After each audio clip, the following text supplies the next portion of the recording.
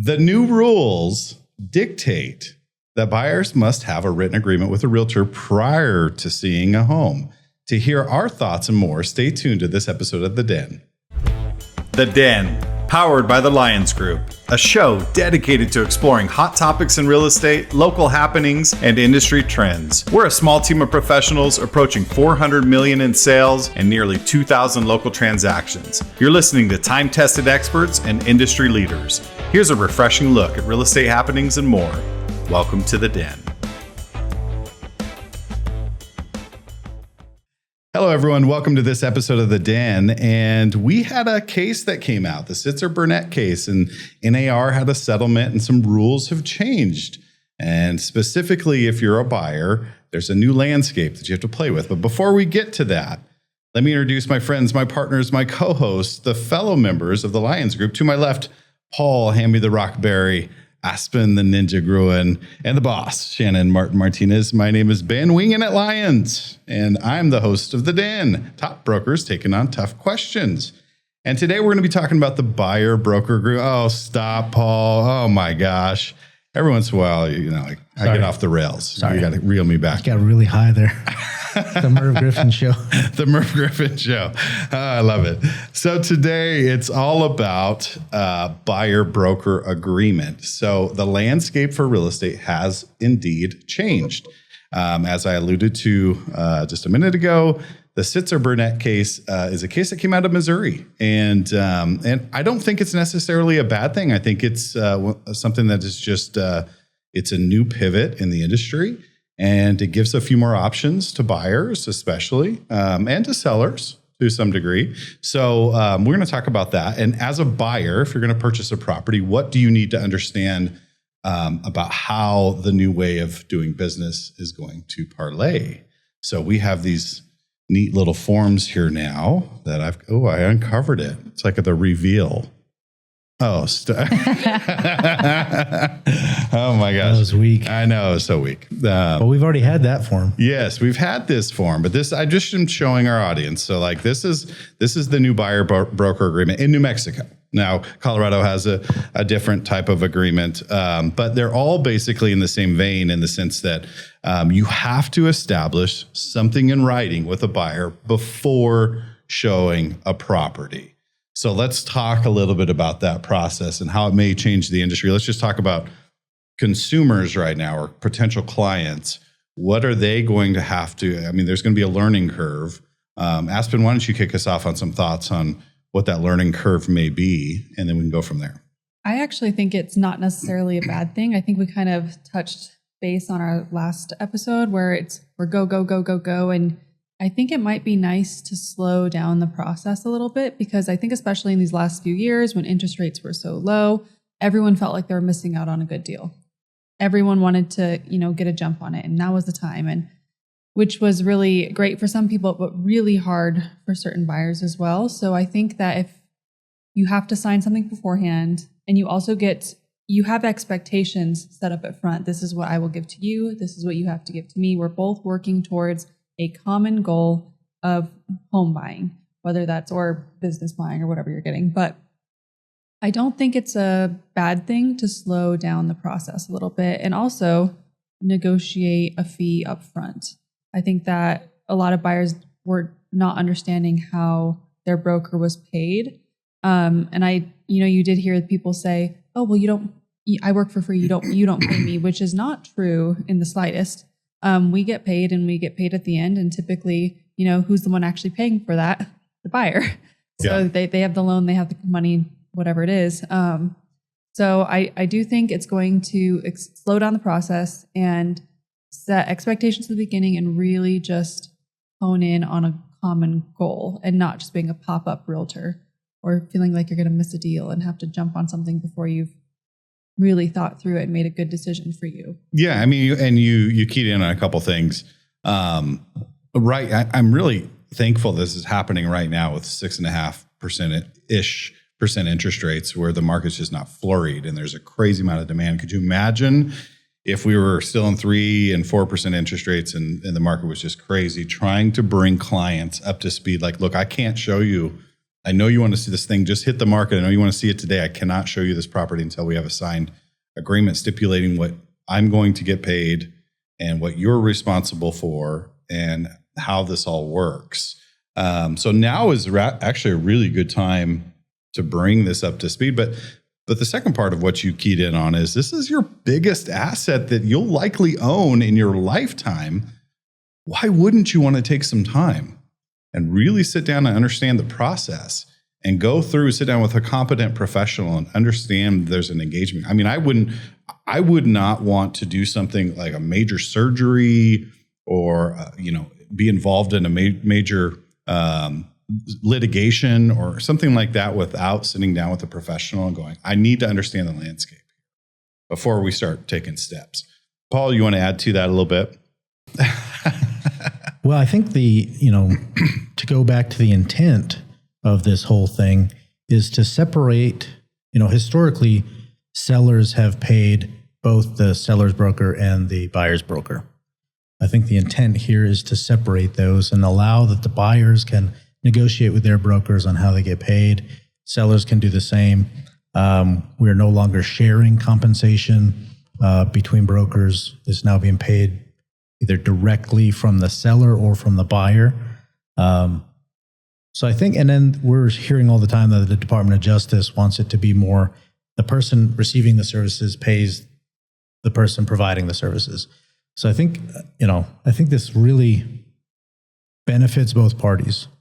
The process is kind of difficult for the rest of us, but I think once we get a good handle on it, we can get it to the customers and have them understand it. And I think the learning curve is going to be a little bit longer on this one.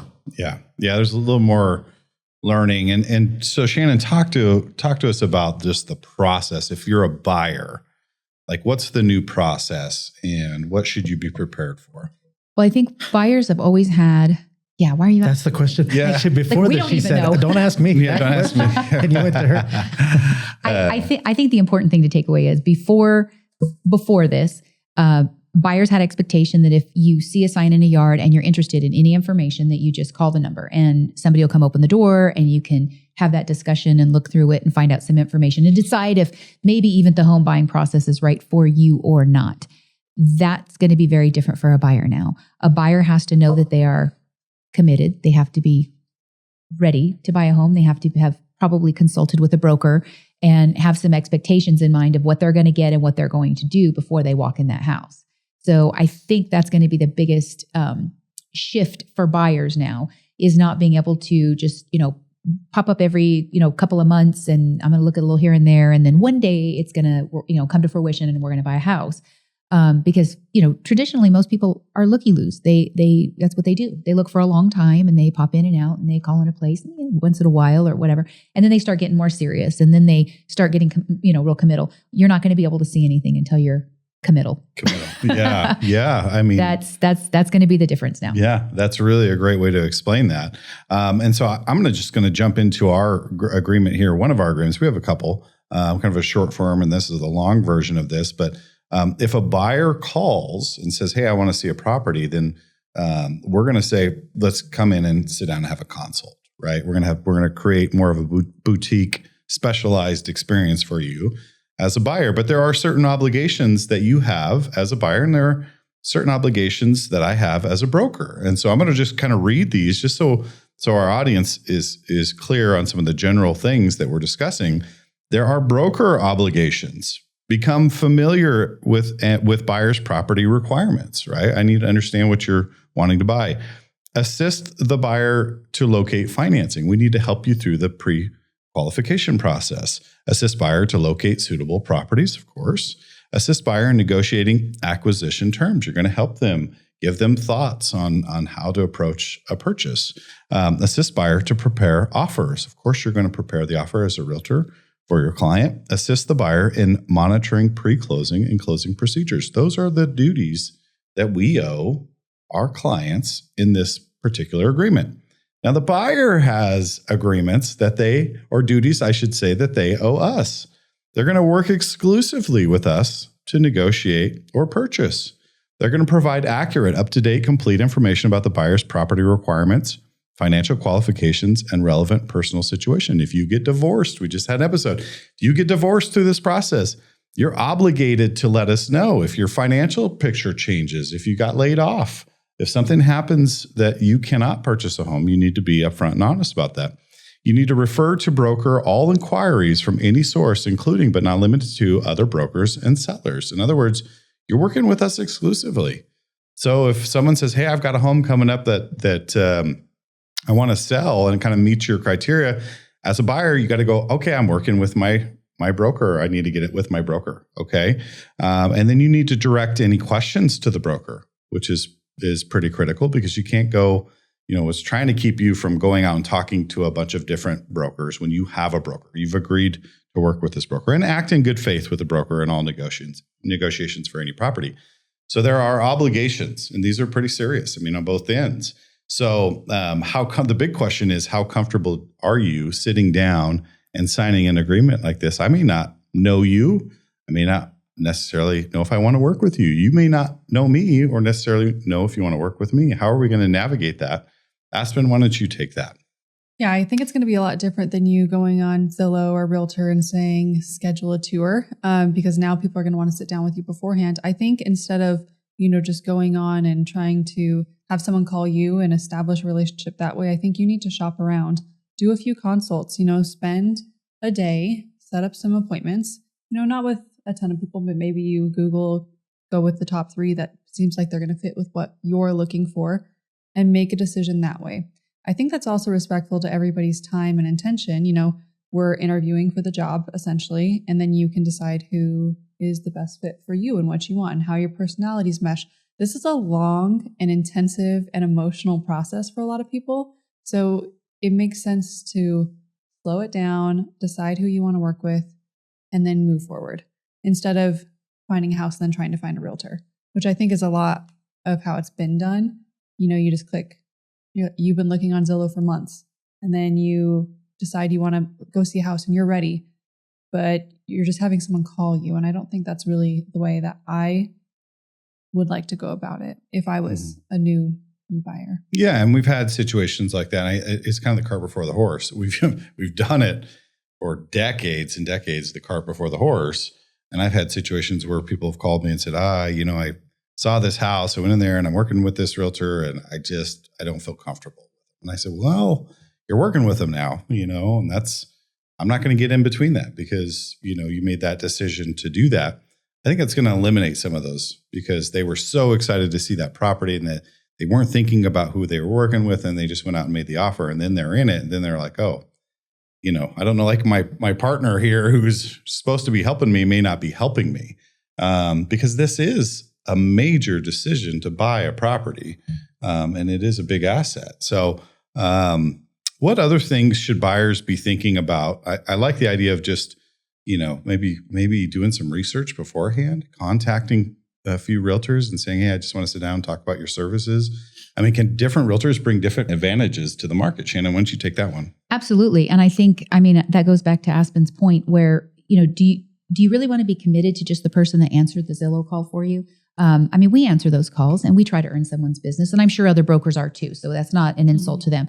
But as a consumer, if you were looking for, say an orthodontist to put, some braces on your kid's teeth, do you just put it out there on a website and the first person that calls you is your guy? You don't check pricing. You don't check, successfulness reviews. We don't do that. We ask around. We ask other friends. Who do you use for an accountant? Who did your knee surgery? Yeah. We do those things first.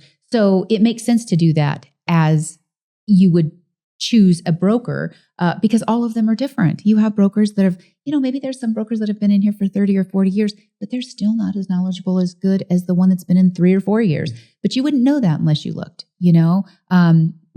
or vice versa. Some brokers just have different expectations than you, and that just might not be a good fit. I agree. I think it's important for people these days to slow down, shop for your broker, find a partner. You're going to sign an agreement with them. You don't want to sign an agreement with just the first person that answered the phone, and get into a relationship with them. Build that relationship, and you are partners for that transaction. Yeah, great point. So I want to pivot a little bit to compensation. So there's a lot of questions around compensation. And so I just want to throw out an example, and Paul, you can take this one. If you had, let's just say in this agreement that we have, okay, we have to stipulate what our compensation is as brokers, right? And who's responsible for paying that compensation? And that is you as the buyer. So let's say I put $1,000 down for my compensation. I'm just using a round number here. Obviously, that's negotiable between buyer and broker. But if I put $1,000 down as my compensation, and we go find a property that you love, hey, that's my property. And the seller and the seller is saying, I am not offering out any cooperating commission. Then you as the buyer are responsible for paying that. Now, there can be, maybe they're offering out a little bit less than what I'm asking or whatever else. So Paul, speak to that a little bit about how the compensation and the cooperation between the seller and the buyer may look moving forward, if there is any cooperation in that regard. Okay, there's two different tracks now in how this works. So if we're talking about buyers, we've got to talk about sellers, because there could be an opportunity for sellers to pay some of this commission or compensation. We can't say commission anymore, by the way. So compensation for the listing broker, that's negotiated between listing broker and the seller. Now, the seller has the opportunity to hand out or to offer to the listing broker to work with an unrepresented buyer. They get to negotiate that rate too. They also get to negotiate a rate for a buyer's broker if another broker brings a buyer. So that is all put out in the listing agreement. Now, at the same time, buyers are out there finding their realtors, going through the process we just discussed, and they get to negotiate the compensation they're going to pay their broker. Now, at that point, they don't have a seller going to pay that compensation. So at that point they're on the hook for whatever they agree to pay. So as a buyer, for our clients to understand, it's fair to assume if you sign an agreement with a broker that says $1,000, you're responsible for that. Yep. Now, you're hoping that the property you're going to buy is that seller is maybe offering out some of that. Yeah. But don't assume that. So the important thing too is once you get into that agreement with your broker, you've got to let everybody know that. You got to let the lender know. It's got to be in your pre-qual. The process now is once you go and start looking at homes, the brokers have to make a phone call out to the sellers or to the listing agent and say, are the sellers offering up compensation? If they are, then you have to figure out if it covers what you are paying your broker. If it doesn't, you may be covering a portion of it and the seller's covering the other portion. But the changes now are we can negotiate all of those things up front. And buyers are now able to request compensation in the offers. In the purchase agreement. Which loops the brokers in, and I have a little bit of heartburn with that. But but then it gets taken off and put on another form. So Sure. Yeah. And so that makes sense. So I'm going to go back to the original part of what you were saying. Thank you for clearly explaining that. It's clear as mud. Hopefully that was clear as mud.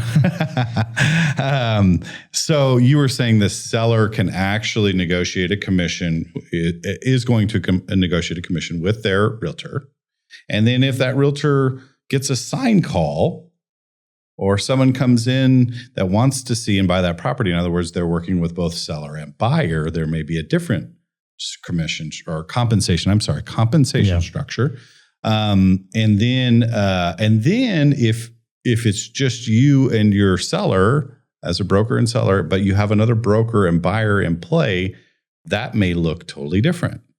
So Aspen, you want to expand upon that a little bit, or some thoughts, or maybe some rubs that may happen there? Or I think the biggest rub is going to be if the seller doesn't get the price that they want, the first thing that's going to go is the commission to the buyer's broker.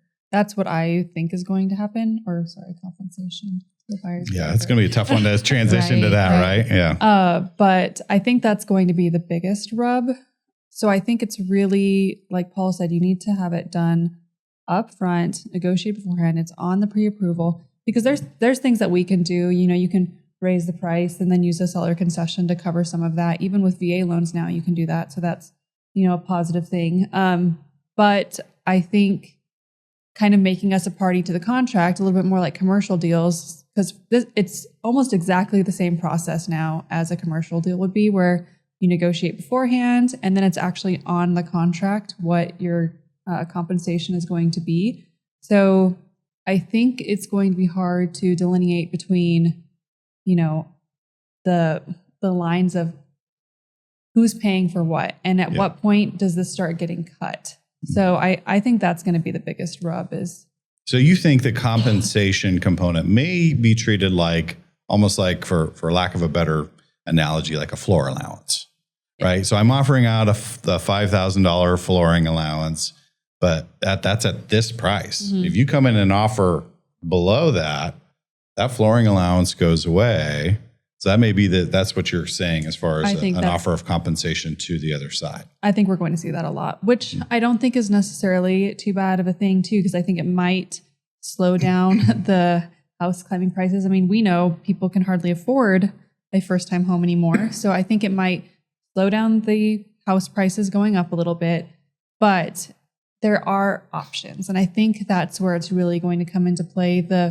It's not rolling into the loan, it's a seller concession, but essentially you're not going to necessarily have to have the cash for that. But I do think you probably should, because you don't know what the seller is going to do. So that brings me to the next point, which would be, and Shannon, maybe you can take this one.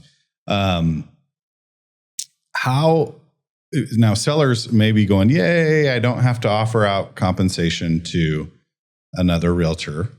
And that's just so our sellers know, that's always been kind of the situation. It's always been negotiable. But does that behoove a seller to do? Because if you do not offer out compensation to another realtor, are there some drawbacks to that?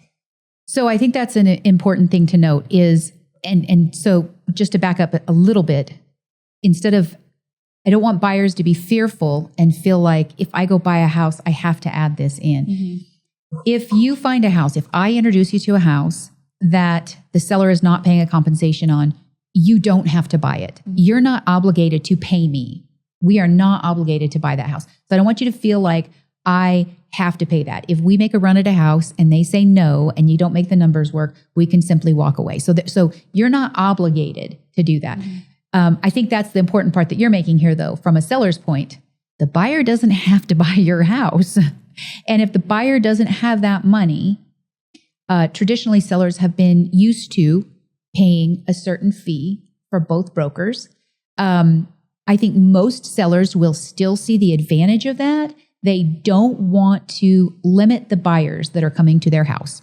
Most sellers don't want to. And most sellers want to continue that. It does say in our buyer broker agreement that we will do everything we can to get the compensation from the seller side. Yes. Great point. Yes, exactly. So if I write an offer for Aspen, she's just a home buyer, and we make a run at it and we try to negotiate, and that seller just says, no, absolutely not. I want full price. There's no more room to mark this up. The buyer has no more room to go up anymore, and this just isn't going to work. We may just walk away and try a run at a different house. It's no different than not being able to come to terms on any other agreement.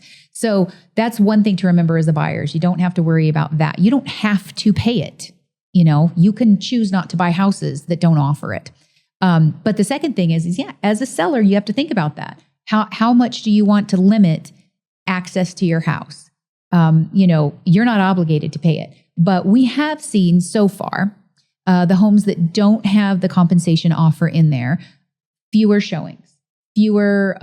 Because buyers are not prepared to do that at this point. Yeah. They're just not prepared to do that. And a buyer may just say, look, don't show me any houses. Do not show me any homes that do not offer to cover your fee. You can do that. And that's okay. That's part of it. Where a seller may realize, I want the full pool of buyers. I don't want to eliminate. And it's okay if they eliminate. I mean, that's a seller's discretion. They may say, I want a specific buyer that's healthy enough to buy, or financially healthy enough to pay for their own realtor. I'm only offering X amount of compensation, and that's it. And that's okay. This is my biggest rub with it, though. This is my biggest issue with it. And I think I've been pretty vocal about first-time home buyers. They just cannot afford houses now with the rates now. They really got kind of bought out in the last few years. And this is not necessarily going to affect my clients. I work mainly with investment and commercial clients, not a lot of first-time home buyers. My clients are going to be completely fine. It's the first-time home buyers that are, it's already hard enough to save up even 3 to 5% plus another, 3% for closing costs, your down payment, your closing costs. And now they're going to have to potentially save another couple XYZ. $1,000 to that too. It just keeps pushing out further and further and further, and house prices just keep going up and up and up. I think this is going to be hard for first-time home buyers. And I've said that from the beginning. This is not making it very fair for the first-time home buyer. That's my biggest problem. And you would think with all the regulation we have on us, all the regulation is made to make for fairness. It always comes down to fairness. So all the regulation that we deal with is for fairness. This, in my opinion, I'm with you, is not fair. It is taking those first-time home buyers. It is taking those people with lower incomes, just the average family with one income, maybe a family of 4. And, they can pay maybe just the payment, but they don't have that upfront investment to come in with $25,000. Most people don't. I think this is the unintended consequence of that lawsuit, because it was the sellers who brought the suit because they thought it was unfair paying the broker to negotiate against them using their equity. So this wasn't even a buyer's thing, but the buyers are the ones harmed. Right. Yeah. Well, and partially there was some buyer component in there where the buyers said, look, the price is kind of rolling in what your compensation is. So ultimately I may be paying that, right? So I want to negotiate that. So there is a little bit of that, but you're absolutely right in the sense that, your point there. So we could literally talk about, go ahead, Paul. Well, there are two things that we've got to do too. That with this buyer broker agreement, we're not allowed to show a home. So what we've done in our showing service is that's coming out later this month, right? In middle of August, whenever this comes out. That's on you, Ben. Yeah. So don't hold your breath. It'll be purple. Whenever this comes out, you have to have this before you can schedule the showing. So this is going to be, everybody needs to be doing this. So if you have a realtor that's going to try to show it without, they're not going to be able to. Yeah. And there's some hefty fines. Yeah. Big fines. So there's some big fines. For the realtor and the brokerage, pretty much across the nation. Yeah. Well, and then compensation is no longer allowed on the MLS. Yeah. So that's also going to slow this process down quite a bit. Yeah. Yeah. There's a lot of facets to this. And so we wanted to come out with an episode just so we could talk through, give you kind of a simple breakdown of how this is going to parlay. We'll probably do a follow-up episode as things begin to unfold and some of the things that we're seeing that we may not have anticipated and things that we think are rubs aren't rubs. So we'll definitely do a follow-up episode to this. But let's jump into the speed round. And Shannon, I'm going to start with you. Is the buyer-broker agreement a good thing and why? I don't know. I don't. No, you know what? I think it can be a good thing. I think what I want the public to know is that this is at this point making us as uncomfortable as it is the buyer. So when a buyer has to show up at a first time showing and sign a commitment to you, we're just as uncomfortable. We want to earn your business. We don't want to be doing that. We would prefer to build a relationship with you. So, obviously we're going to find the best ways forward that we can. Most brokers are going to be good and they are going to do the best that they can to build a good relationship and do a good job for you and earn your business. So, I think over time it will become more normal. I think over time it will become a good thing. I think for right now, it's probably really overwhelming for buyers. It's probably really frightening for buyers. And they probably feel that we're a little bit predatory. And I really want the public to know that's not our intent. Our hands are tied. This is not coming from us. And we're just doing the best we can in a difficult situation. Great point, Shannon. Aspen? I think the buyer broker agreement is a good thing. The whole process, I'm kind of with Shannon. I don't agree with everything that's happening, but as far as the buyer broker agreement, I think it's a good thing. Also, I really value people's time, and it's really frustrating for me. We all had this happen, I'm sure, where you go show someone 10, 15 houses, you're with them for a year, maybe 2 years, and then they do a sign call and then they sign with somebody else because they were just so excited about the house. So I really value time. We all take time away from what's important to us. Ultimately, this is a job. So I think in that regard, I'm excited about the buyer-broker agreement. And I think the buyer-broker agreement is a good thing. I agree. Excellent. Paul? I think disclosure and understanding the process is always a good thing. So for the customers, I think this is really good. This is going to take us some getting used to. But I think the customers knowing upfront how this works and having a say in it can't be a bad thing. True. Just a pain in the butt Yeah. for us. Yeah. Especially not an awesome time to be in leadership. Right. Yeah. Oh, yeah. You guys are dealing with all the changes right now, and that is difficult. But I want to round us up with, I think overall this is going to be a very good thing, and I appreciate what you said, Aspen, in the sense that we're very loyal here. We work hard for our customers. We do what we can to set our clients up for success, and it is hard when you work on something for 6 months. Could you imagine going to your job for 6 months and they say, even if you do a really great job, you may not get paid at the end of that? I mean, that's what the reality as realtors we face every single day. And so the fact that we now have a written agreement with a client that allows us to be very transparent about what we're going to make through the transaction is a wonderful thing. And it is a little bit convoluted, and we do have some things we have to work through, and thankful for you two at the steward as being stewards of the association right now, because it is a difficult time, and we have to work together as realtors to pivot here. And that brings me to Shannon's point, which is as a broker, we want to express to you that this isn't easy for us. It's not an easy thing to sit down and say, you really don't know me, but we're going to sign an agreement, right? So we're going to have to navigate these waters as well. And it's not that we are trying to be predatory with our tactics or anything like that. It's just the nature of the landscape has changed in real estate. And we really need to have a clear understanding of how we work together in an engagement contract on one of your biggest assets you'll ever purchase. And that's okay. I like that. And I like the fact that everyone's having to do it all at once. So there'll be one big learning curve. It's not scattered. So those are my final thoughts. Thank you for a great discussion today. I mean, again, I think we should have a follow-up episode on this as this plays out. Thank you for watching today's episode. If you like our content, go to our YouTube channel and subscribe. We're always posting content there. Of course, go to our Facebook page, like and subscribe there. Great content coming out. And sign up for our newsletter. That is a weekly pulse of great information coming your way.